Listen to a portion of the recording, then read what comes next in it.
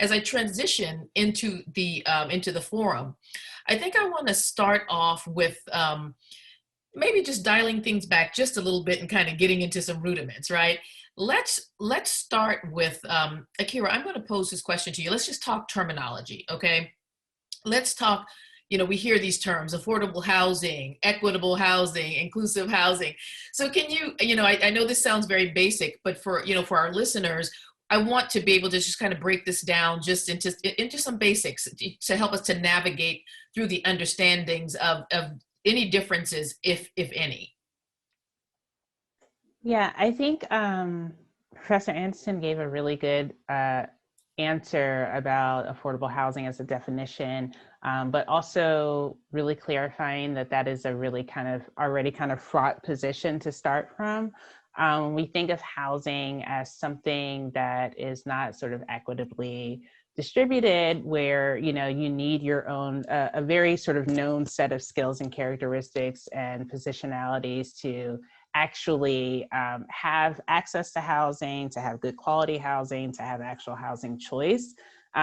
Many people don't even get to that part. And so affordable housing technically is, of course, housing that costs no more than 30% of your income. But what is your income? What is the cost of living where you live? What is the minimum wage? What is your own sort of network and your number of dependents? A lot of people have multi-generational family structures that make it difficult to consider a household as just the people in your domicile. And so it can be from a credit perspective, can be really hard. We also tend to talk about home ownership more than we talk about renting. We always have this goal of the homeowner instead of some people are totally fine not ever owning a home. And that makes it very difficult to try to find housing solutions for people, because we try to say, okay, if you make underneath this proportion of income, you need to live in an apartment. But if you live above this, then you can live in a house.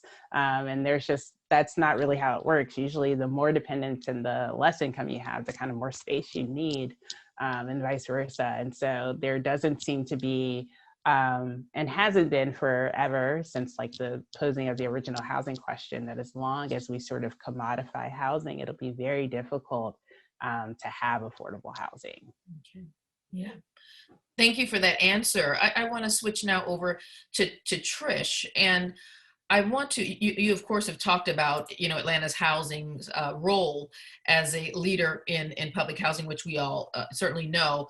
But I want to talk about perception. Perception that is one's reality. And so there are many stigmas, as you know, that are attached to being on public assistance. So how do we help to kind of offset this, and how does Atlanta housing, through maybe even through the MTW designation, kind of influence more positive outlooks to those in need, of affordable housing? Now, I think that we're, compared to many other housing authorities, we are on the forefront of trying to break that down. We talk about affordable housing. That's even a stigma, right? I mean, we know we're in a crisis of affordable housing, and yet, and people are, at least I'm grateful people are talking about it now. It used to be if you mentioned the word affordable housing, they would just yawn and leave the room. But now people are concerned, and we are seeing people come to the table. But I think it gets back to, there's dignity in every person and in how every person lives, right? And when we label them by, and these are labels that sometimes grow because that's the way the money flows, right? And you got to define a way to figure out who needs how much money, and so 30% of your income is a definition, but it doesn't really address the person, right? And it really doesn't address the need directly, because it could be that they need something very specific, but we don't have that kind of housing available. So it is I think our goal at the Atlanta Housing Authority to be innovative in this space and really talk about spectrums of housing, all the way from homelessness to market rate home ownership. And in between that, there are many other choices for people to make: affordable housing, home ownership. You could have a land trust, you could have different types of rental. I mean, people should be making choices based on what their needs are. And I think that we are on the forefront of beginning to do that. That's not easy to do because we're carrying, as we looked at the history, we're still carrying a lot of baggage around race and class and policy, but at least we're beginning to talk about it, right? So, through conversations, perhaps the healing can begin. Perhaps through enlightened community development efforts, at least for my part on our sites, which is, what I can control, we can begin to have a different conversation about how people should live, how you can have a healthy community. What are the elements that go into having a healthy community? How can that influence the surrounding neighborhood? And so, I think we have to be careful of the labels and, really focus on the work, at least from my perspective, being a practitioner. Thank you. Thank you for that answer. I want to go now to Courtney. Courtney, you touched on this a bit in your presentation where we started talking about the implications of health and affordable housing. So I'd like to know how should housing policies change to be more equitable in the midst of climates such as this pandemic, for example, that we're in. Can you talk a bit about that? Sure, that's a great question because the pandemic, although it seems like something kind of out of the ordinary and something that has a definite beginning and end, people kind of talk about getting back to normal when this is all over, but I really feel like it has highlighted these disparities and really entrenched them even more. So especially looking at people who are living in rental housing, we see the overlap of those are the same people whose work hours have been reduced or who are completely out of work. We see the overlap that those are communities of color who are suffering from COVID-19 at much higher rates. So again, it highlights all of these factors from a race perspective, from a socioeconomic perspective that entrench these disparities. And unfortunately, it's resulting in solutions that really are not taking these communities into consideration because we also understand that these are groups that historically have had less political power and have been less assisted with respect to their advocacy efforts. And so when you're looking at it from an eviction perspective, for example, the eviction moratorium will end at some point. This says nothing about, what are we going to do when we have these people who are evicted and are still out of work, but we're telling people they need to have safe sanitation measures. They need to be sure to stay away from people, wear masks, stay at home when they don't have a home. So it really kind of doubles down on all of these disparities. So I think we need to understand how we can keep housing affordable. And it's also interesting that when we need resources quickly, we're able to find trillions of dollars to support specific initiatives. But, all of these things that have been built up over time, they haven't been funded adequately. So we really need to prioritize funding for preventative measures, because when the eviction moratorium ends, when people who have to get their utilities reconnected and they are, have to pay thousands of dollars when they don't have a job.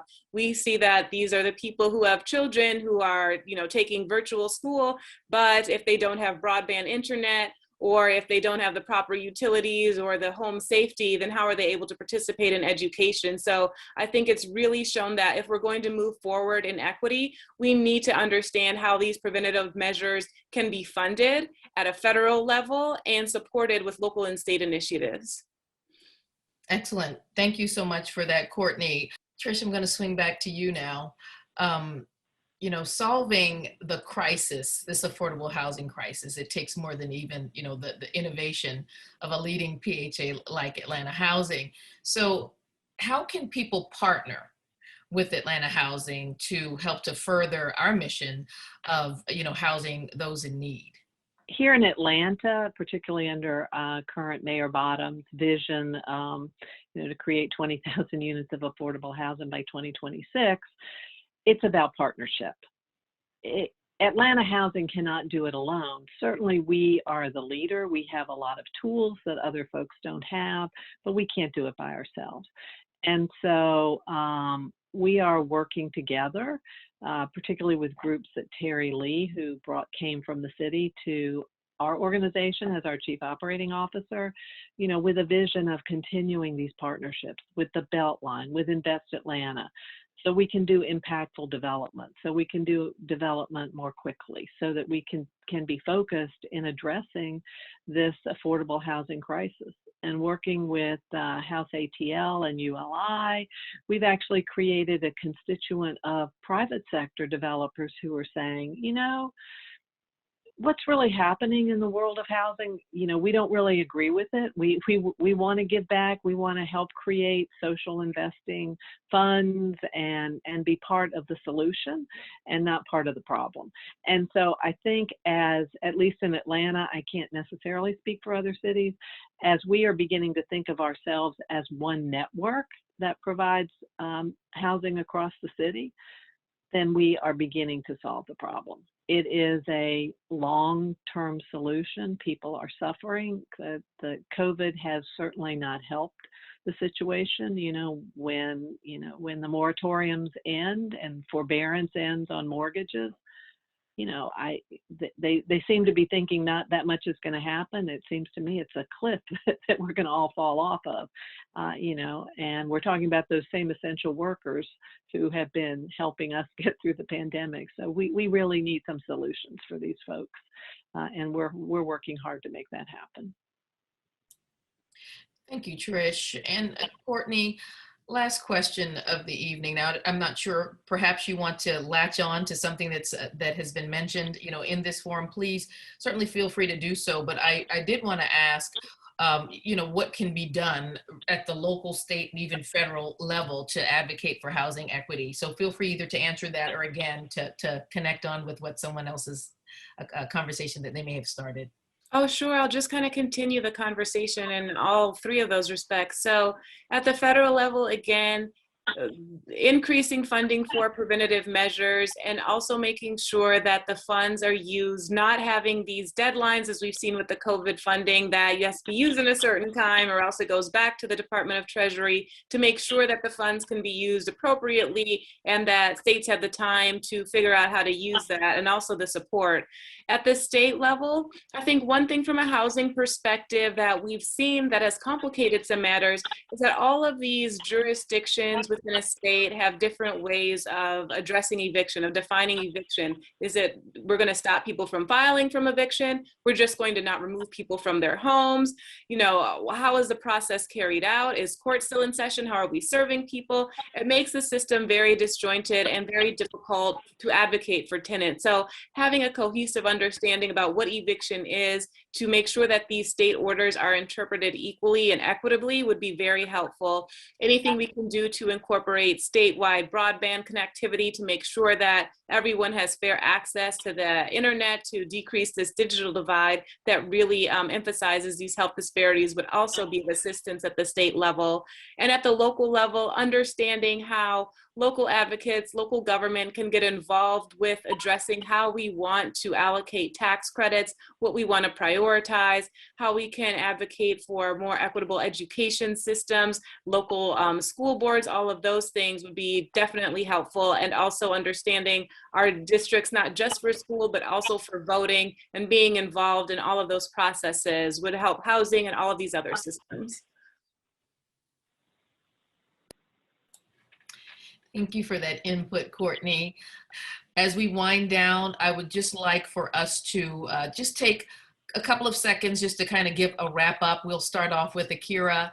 We will then hop over to Courtney. And then finally, Trish, we're actually going to end with you just in case, there are any call to actions or just anything, just ending with that Atlanta housing voice. So Akira, the floor is yours again. Thank you. I would just say that in addition to expanding the availability of affordable housing units as part of Atlanta Housing's mission, really remembering the other qualities that affordable housing, particularly traditional public housing, provided through its tenant associations, through partnerships at the local level that really brought together those connections that Professor Anderson mentioned. So just, kind of keeping that thread line of partnership. Courtney?